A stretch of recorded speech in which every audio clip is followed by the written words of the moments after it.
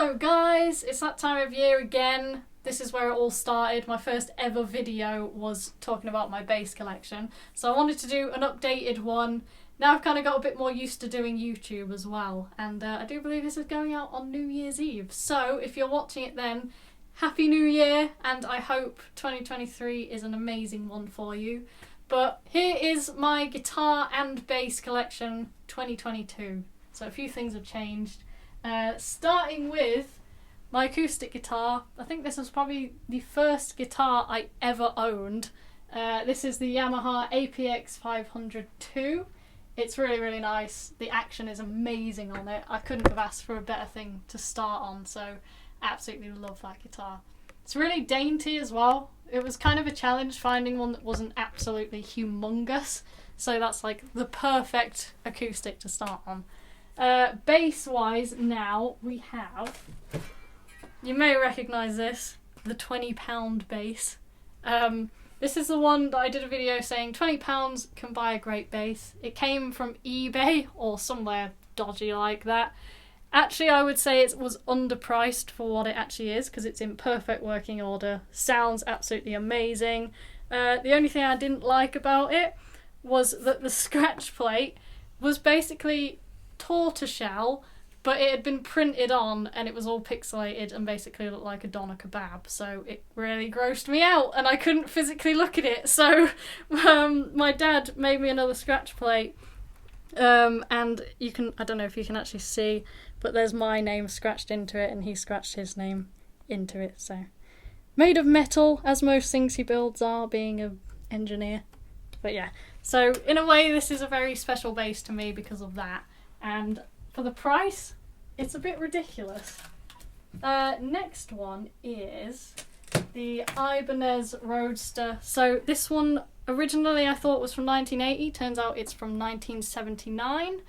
It's extremely heavy, but being an Ibanez fanatic, it's kind of a must-have. Again, sounds absolutely amazing. Despite being really chunky, it plays really, really well. It's absolutely gorgeous. I love the little Frankenstein thing that's going on there. That was like that when I got it. But yeah, absolutely awesome bass. Very heavy, but very, very nice. Next one is, you may recognise this one from the Bass History Mystery one. This is the Ibanez Musician Fretless. So this one is from 1980. There's the cat. Don't scratch. No. No. I'm not even going to help you now.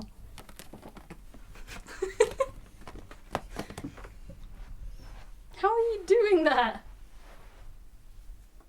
Yeah, you lie there.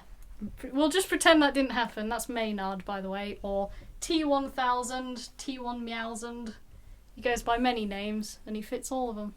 But yeah, this is the Fretless. I'm pretty sure it's from 1980. Sting used these as well, so I did a little tribute to him where I did Message in a Bottle on a kind of like solo bassy piece. But yeah, this one belonged to the bass player of the band and also the Trees. So it's got some really, really cool history. I know Susie from Susie and the Banshees looked unimpressed at this bass, and Robert Smith quite liked this bass, something like that. It was in the general vicinity. The cat's climbing on the computer. But yeah, again, very heavy, but as an Ibanez fanatic, absolute must-have, and was a ridiculous price.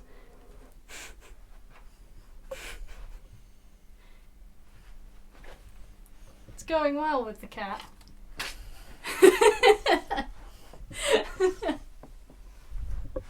But yeah, that pretty much sums up this bass. Sounds amazing, as it should. It was way too cheap for what it actually is, so I was very, very lucky.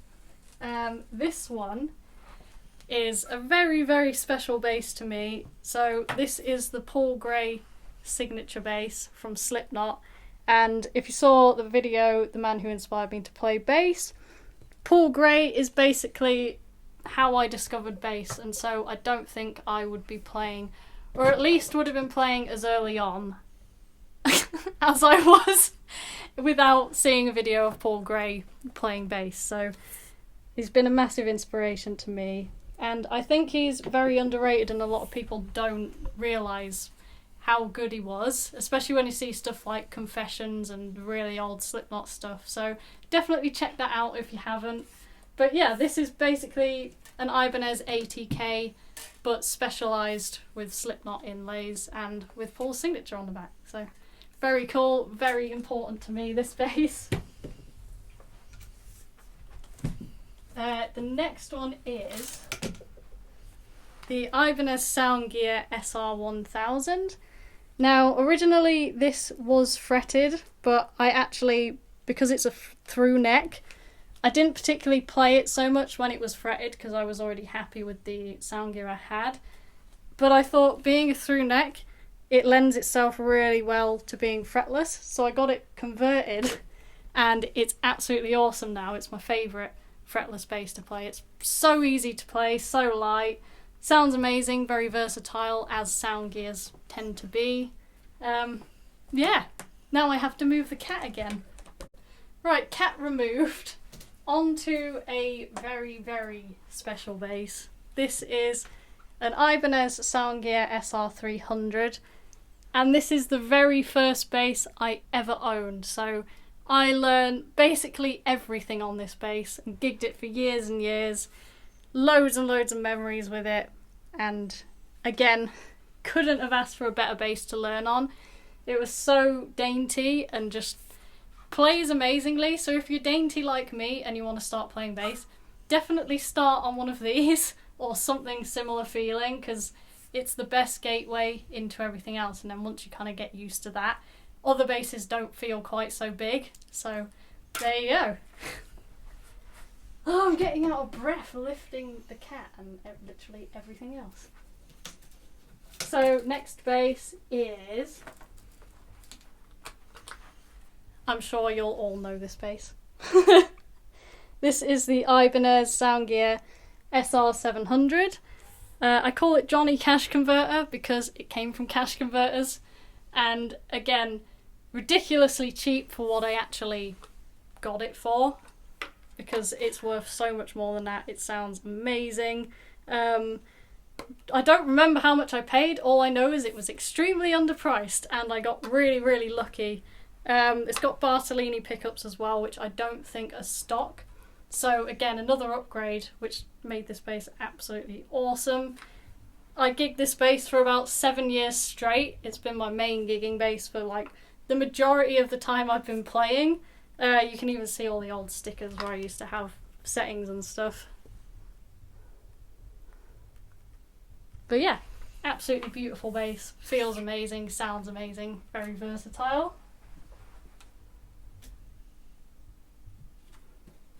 So next one, Anaconda Crusher CXE4. So this bass, everything on it is to my spec because it is the first and only custom bass that I've ever owned, but I absolutely love it and I'm extremely lucky to have it. The guy who makes them, Andrew, is just absolutely amazing to work with, puts so much care into his instruments, and they sound amazing. Again, very versatile, really lightweight, amazing neck on it. It's probably the slinkiest bass I own. There's something about handmade instruments that just kind of makes them really loose and free. So absolutely adore this bass. Again, everything's to my spec, lots and lots of different controls on it. But yeah, black American walnut top, swamp ash body, rosewood fretboard, and gold hardware.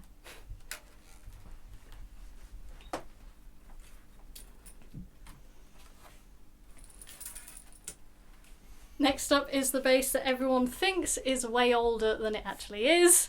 So this is the C bass, lovingly dubbed that because of the headstock, which has the Cici bass logo on it.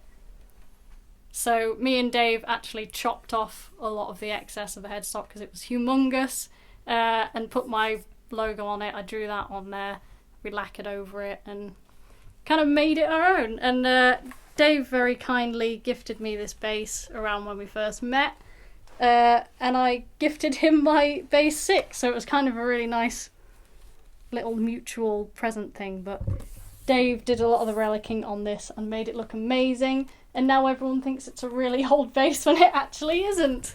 But yeah, sounds really cool. It's probably the warmest sounding bass I have. It does the really vintage P-bass sound amazingly, so love this bass. Again, very special to me for multiple reasons.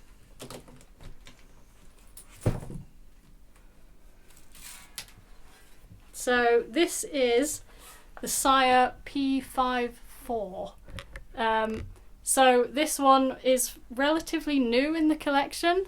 I think I got it a couple of months ago and it feels amazing. It's really, really clear sounding, but it's got a really nice warmth to it, so it does everything really, really well. Rolled edges on the fretboard, no lacquer on the underside, which is really nice, because I hate when my hands stick to the fretboard. But yeah, absolutely gorgeous, sounds amazing. Again, really lightweight as well, and not too neck divey, so very, very nice bass from Sire. So well done, Sire.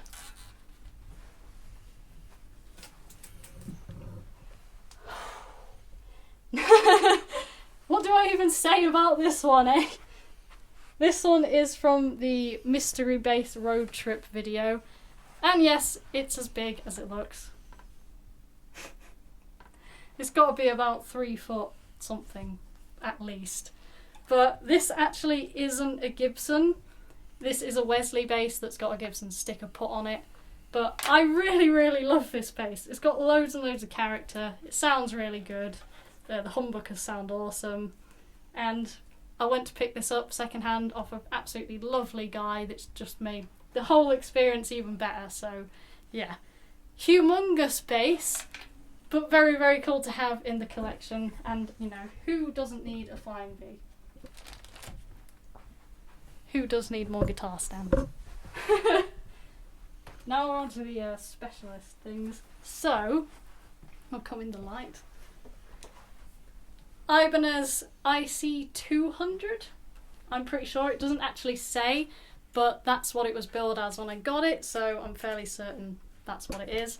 I'm a massive System of a Down fan, so it was Darren Malakian that made me want to get one of these, and I absolutely love it. It's a really kind of rocky sounding bass. It doesn't particularly do clean sounds in the best way, but what it does really, really well. And obviously, again, being a massive System of a Down fan, a massive Darren Malakian fan as well, it's a really, really cool thing to have, and I'm really happy to have it. So, absolutely awesome. Humongous, but not as heavy as it looks. So, very nice bass. But impossible to put down. So, next bass is East Coast MB4. Well, Dave does a bit of rearranging behind the camera. This is a really, really cool budget bass that sounds really good for the price. Again, very lightweight, very easy to play. Has a bit of a wider neck than the Ibanez is, but it's not an uncomfortable neck. It's a slightly more D-shaped kind of neck, but really, really nice to play on. Sounds really great as well. I swapped out the knobs on it for those silver ones because originally they were black, but I like it. I'm very, very pleased with it, so yeah. Again, Cici Bass logo. I forgot I even put that on there. But yeah, very nice bass. Especially if you're just starting out, it's a really good option as well. So next up, this is the aforementioned bass 6. This is kind of mine, kind of Dave's, but I wanted to include it just because originally this belonged to my bass teacher Russ, so aside from now sort of belonging to Dave as well, it's got a lot of very nice memories, and yeah, really awesome bass. It's one of those weird things where you're not really sure what kind of instrument you're playing, and it's very lonely sounding, but what it does extremely well, and it's just a gorgeous sound. So very, very happy again to have had this in the collection, and really wanted to include it, so Dave's pulling faces at me.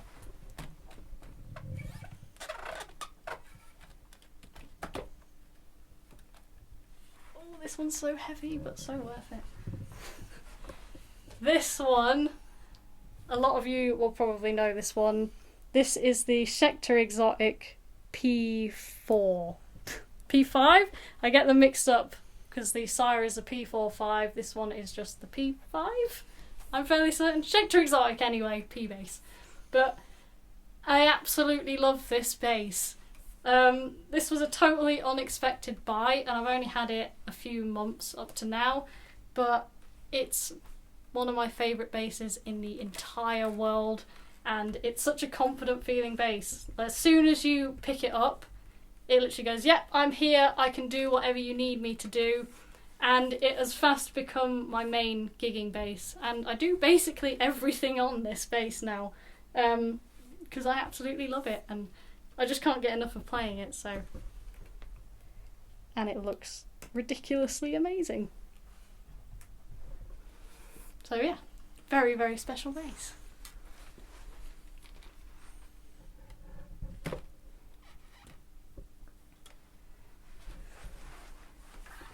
Do not adjust your TV set.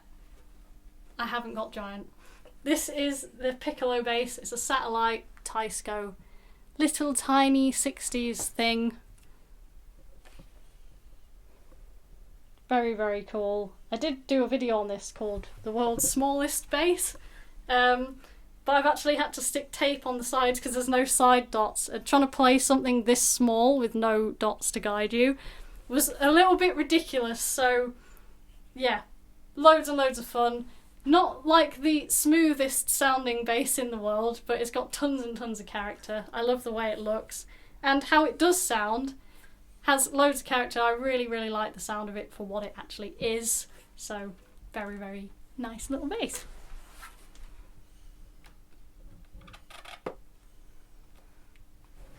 Again, sure you can guess now why I have this guitar. This is an Ibanez Iceman IC400. Got it because of Darren Malakian. Originally when I got this I was going to strip the top and paint it with my dad the same way Darren painted his with his dad, but when it arrived it was just too pretty to actually do anything with, so I never actually ended up changing it because I loved it. So it's in really good nick. It was second hand when I got it, so it's a little bit scuffed up, but considering it's in really, really good condition. It sounds awesome as well. It's a very angry, formidable guitar, but really, really nice to play, nice neck on it, and yeah, very, very cool.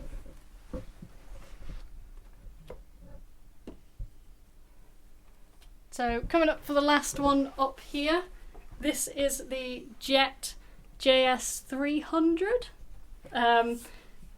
Again, a newer addition to the family, got it a couple of months ago. Ridiculous guitars for how much they are. I really don't know how they're doing what they're doing, but this guitar sounds, feels, looks absolutely stunning. So as soon as I saw it I just fell instantly in love with it. It's really, really comfortable to play. Really, really nice colour. So yeah, well done Jet. Absolutely love it. And I think that is everything up here. Yep, because that's Dave's, not mine. So there we go. I will now teleport downstairs. Okay, so first up, this is the Admira Soledad classical guitar. I really, really like the sound of it. It's still kind of in tune considering it hasn't been tuned, so absolutely gorgeous sounding guitar. Really, really love this. Next is my Telecaster HH 2017 or 2018? 2017.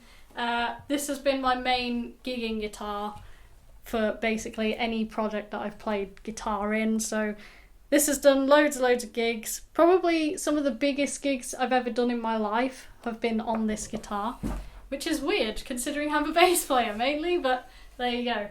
So lots of nice memories with this. We've been everywhere together. I even did my first and only gig abroad with this in the Netherlands, so it's really, really cool. Absolutely love how this feels to play, and I really don't know why Fender don't make these anymore, so I was extremely lucky to get this. Again, Dave's falling faces behind the camera, but yeah, amazing neck on it as well. Next is the Fender Classic Player 60s reissue.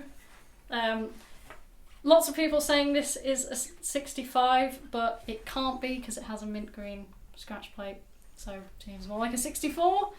But Dave will probably be more of an expert on that than I am. But it's more like a 64 than a 64. Yeah.